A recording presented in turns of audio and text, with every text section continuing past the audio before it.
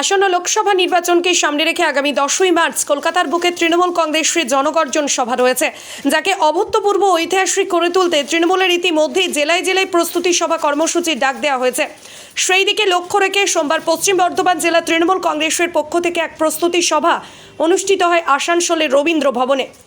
এই অনুষ্ঠানে উপস্থিত ছিলেন রাজ্যের আইনমন্ত্রী মলয় ঘটক, মন্ত্রী প্রদীপ মজুমদার, আসানসোলের সাংসদ শত্রুঘ্ন সিনহা, জেলা সভাপতি ও পাণ্ডবেশ্বরের বিধায়ক নরেন্দ্রনাথ চক্রবর্তী, রাজ্য কমিটির নেতা ভি শিবদাসন, জামুরিয়ার বিধায়ক হরেরাম সিং, তৃণমূল কংগ্রেসের মুখপাত্র জয়প্রকাশ মজুমদার, পূর্ব বর্ধমানের সাংসদ সুনীল মণ্ডল সহ আসানসোল পৌর নিগমের মেয়র বিধান উপাধ্যায় সহ অন্যান্য বিধায়ক, জেলা নেতৃত্ব, কর্মী, সমর্থকেরা। এদিনে সভায় বক্তব্য রাখতে গিয়ে মন্ত্রী মলয় ঘটক বলেন, বিগত 10 বছরে দেশের প্রধানমন্ত্রী দেশের জন্য কিচ্ছু গড়ে তোলেননি, বদলে দেশের সব জিনিসই প্রায় বেচে ফেলেছেন। মানুষ এখন বিজেপির চালাকি বুঝতে পেরেছে, তাই আসানসোলের জন্য বিজেপি প্রার্থীর নাম ঘোষণা 24 ঘন্টার মধ্যেই প্রার্থী নিজে পরাজয়ের ভয়ে প্রার্থী পদ প্রত্যাহার করে নেয়।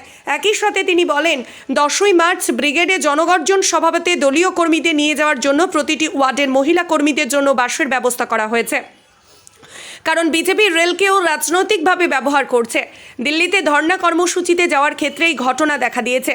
অন্যদিকে মন্ত্রী প্রদীপ মজুমদার বক্তব্য রাখতে গিয়ে রাজ্যের প্রতি কেন্দ্রের বিমাতৃসুলভ বঞ্চনার কথা তুলে ধরেন। তবে এদিনের সভার শেষে সাংবাদিকদের প্রশ্নের উত্তর দিতে গিয়ে জয়প্রকাশ মজুমদার বলেন, তাপস রায় পদত্যাগ করেছেন, এটি তার ব্যক্তিগত সিদ্ধান্ত। তবে রাজনৈতিক জীবনের অপরাহ্নে এসে তিনি ব্যক্তিগত মান অভিমানকে গুরুত্ব দিয়েছেন।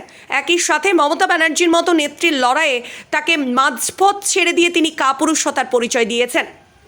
অন্যদিকে বিচারপতি অভিজিৎ গাঙ্গুলির অবসর গ্রহণ ও রাজনৈতিক দলে যোগদান প্রসঙ্গে জয়প্রকাশ মজুমদার বলেন যে এতে বিচার বিভাগ কালিমামুক্ত হবে, কারণ তিনি বিচার পদ্ধতিতে রাজনৈতিক পরিচয়টিকে বেশি গুরুত্ব দিয়েছেন, যে কারণে তিনি সুপ্রিম কোর্টে ভর্সিত হয়েছেন। সামনে লোকসভা নির্বাচন বলেই তিনি রাজনৈতিক দলে যোগদানের উদ্দেশ্যে বিচার পদ্ধতি থেকে অবসর গ্রহণ করেছেন। একটা সময় আমাদের পরিবারের লোক কম ছিল, আপনারাও জানেন, কিন্তু সবাই সব সময় লড়াইয়ের জন্য প্রস্তুত ছিল। তারপর আমরা শাসক দল হয়েছি, আমরা শাসন করতে করতে আমাদের অনেক জায়গায় মরচে পড়েছে বন্ধু।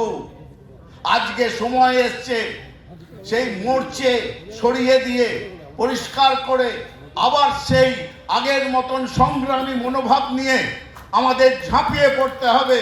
কারণ সামনে এই যে যুদ্ধ হচ্ছে, এই যুদ্ধে জয়লাভ না করতে পারি যদি, তাহলে বাংলা বাঁচবে না। বাংলা না বাঁচলে আমিও বাঁচবো না, আপনিও বাঁচবেন না, তৃণমূল কংগ্রেসের সমর্থকও বাঁচবে না, বিজেপির সমর্থকও বাঁচবে না। কারণ ওরা বলছে বাংলার কোমর ভেঙে দিতে হবে। তাই জন্যই বন্ধু, যে আজকে এখানকার যারা নেতৃত্ব তারা ব্যবস্থা করবে জনগর্জন সভা এবং সমাবেশে যাওয়া।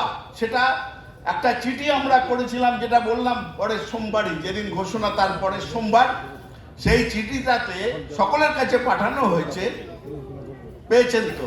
তাতে সুব্রত বক্সী লিখছেন যে এই সভা, অদ্ভুত দুটো কথা লিখেছেন, ঐতিহাসিক হতে হবে এবং অভূতপূর্ব হতে হবে, হিস্টোরিক অ্যান্ড আনপ্রেসিডেন্টেড।